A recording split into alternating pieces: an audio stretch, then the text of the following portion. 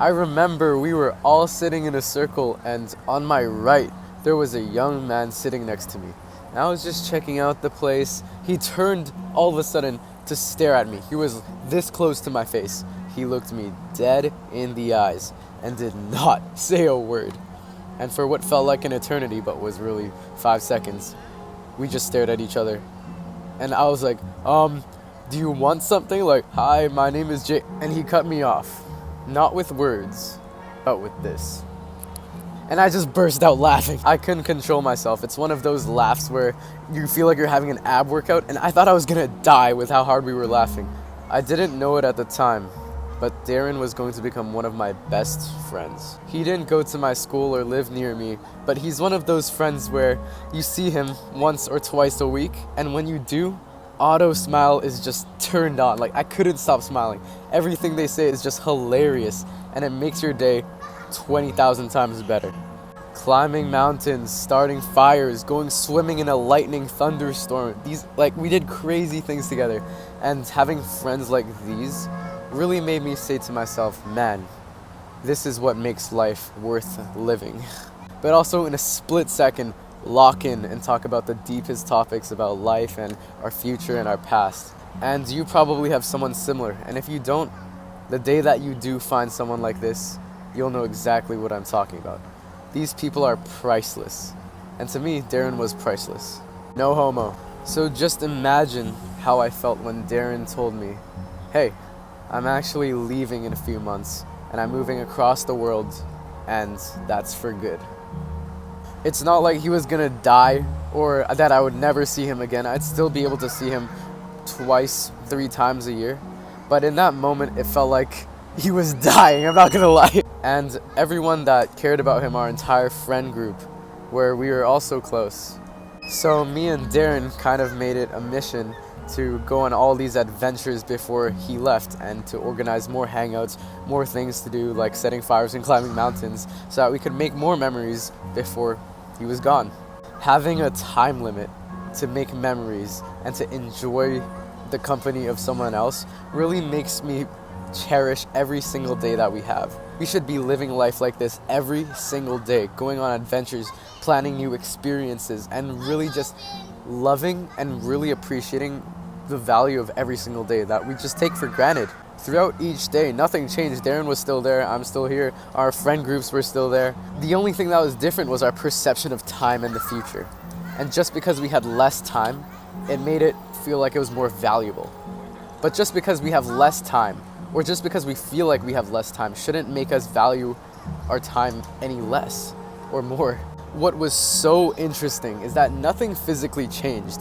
Darren was still there, I was still there, our friend group and everyone we knew was still there, but our perception of time had changed. Because we felt like we had less time, all of a sudden it became so much more valuable. And to me, that opened my eyes to how I was living my life and how everyone around me was living, because just because we feel like we have more time doesn't mean we should value it any different, any less than if we have a limited amount of it. And we do, but we never live like it. We're not immortal, yet we live like we are.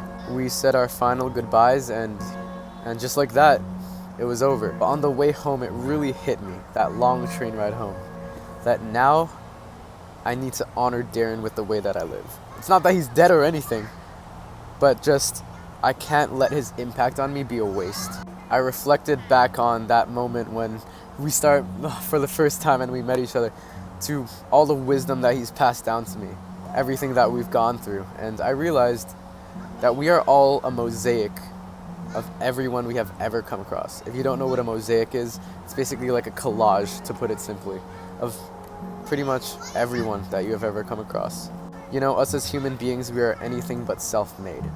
Every lesson, every tradition, every culture has been nurtured and passed down through generation to generation. Language, society, these houses we live in were built by others. We are anything but self-made. We are made by others.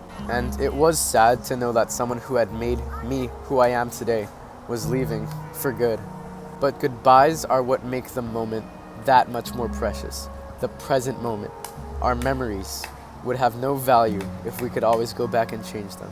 Okay, that's enough sulking. Imagine I gave you the power to go back in time. Would you use it? You could change anything you want. You could do anything you want. Would you use it? Give it some thought. I've thought about this for a long time. I had so many things I wanted to do, but all of a sudden it hit me. Boom.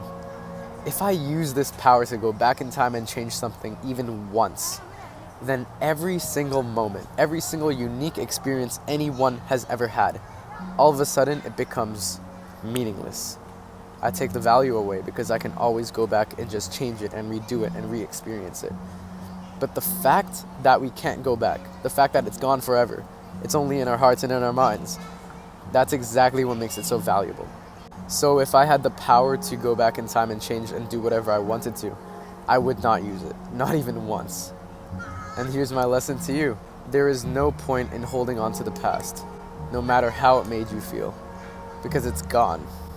And the fact that it's gone, and that the moment as we speak is going to pass and become the past as well, is what makes it so much better. Honestly, I know you'll probably hate me for this if there's something terrible that's happened to you, but everything happens for a reason. Good, bad, ugly. And the very meaning of our lives, what makes it so precious, what makes this present moment so invaluable, is the fact that we cannot go back. So stop trying to linger and long and hold on to the past, because it's never coming back. And that's a good thing. It is a good thing. Be grateful for everything that has happened to you. Once again, the good, bad, and ugly, because they make up who you are. Whether you're traumatized or you're having an awesome day, whatever it may be, be grateful for it, because we have this human life experience. Not everyone gets to experience this. Not everyone still gets to experience this. Be grateful for the present moment, because one day you won't have it anymore. And all you'll have is a mosaic of everyone you have ever come across and the memories you made along the way. If you want to hear more from a 17-year-old trying to figure out life, subscribe. It's a win-win for both of us. And as always, get after it. Love you, bro.